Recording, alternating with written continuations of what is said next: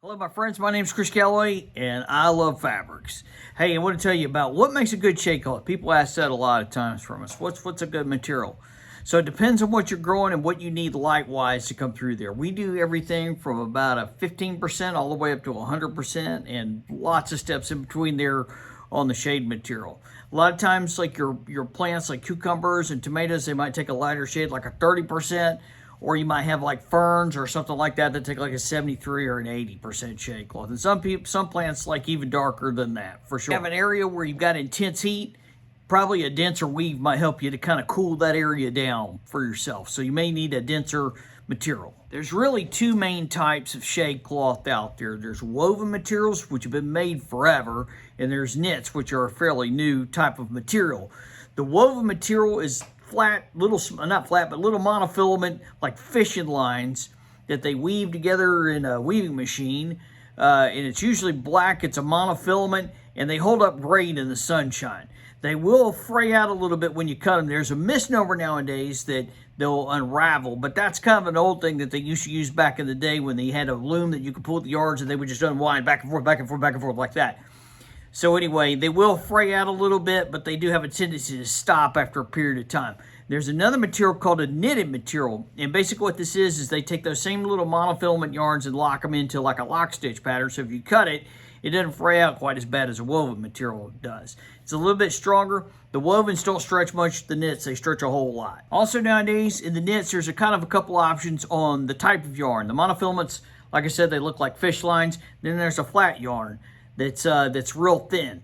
It's almost like if you got your fabrics outside, the thinner it is, the less likely it's going to last a long time. It's like cooking a hamburger. If you cook a real thin one, boop, it cooks real quick. You can burn it on the grill plenty of times. I've done the same thing. If you got a big thick one, it takes forever to cook. It's the same thing with yarns. They seem to last a little bit longer if they're a little bit thicker. The color of the fabric is also important to think about too, because it's almost like wearing a dark shirt on a really sunny hot day or a white shirt. If you wear a darker shirt, usually going to be a little bit hotter, and consistently black fabrics will have a tendency to hold a little bit more heat in, where whites might not as much. As far as longevity, blacks last the longest, bar none. We've always seen that. We've seen fabrics that have gone 10 years, 12 years, 15, 25 years. I've even got one in Atlanta that's gone 30 years. So the black guys last a long time. The white ones, not as much. We've seen they break down a little bit quicker.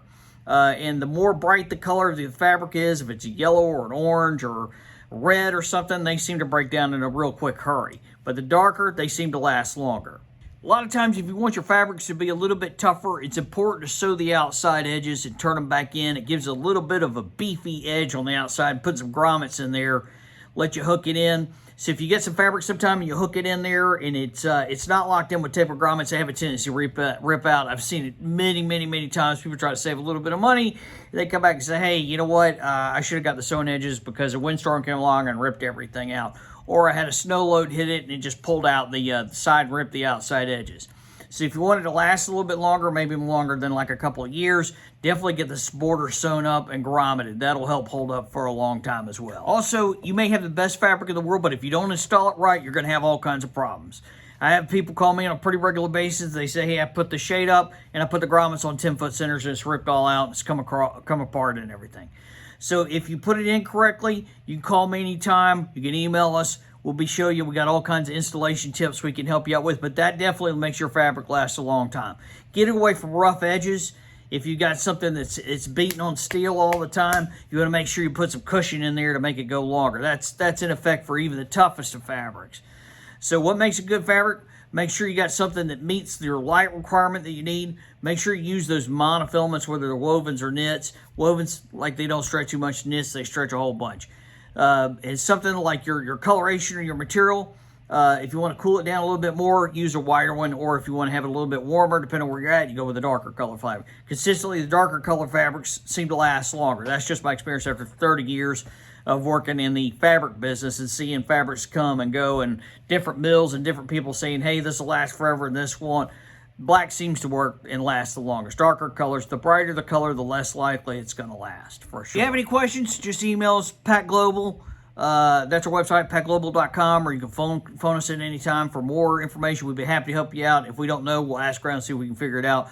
Our phone number is 706-894-1444. Call us. We'd be happy to help you if you have any more questions. Have a great day.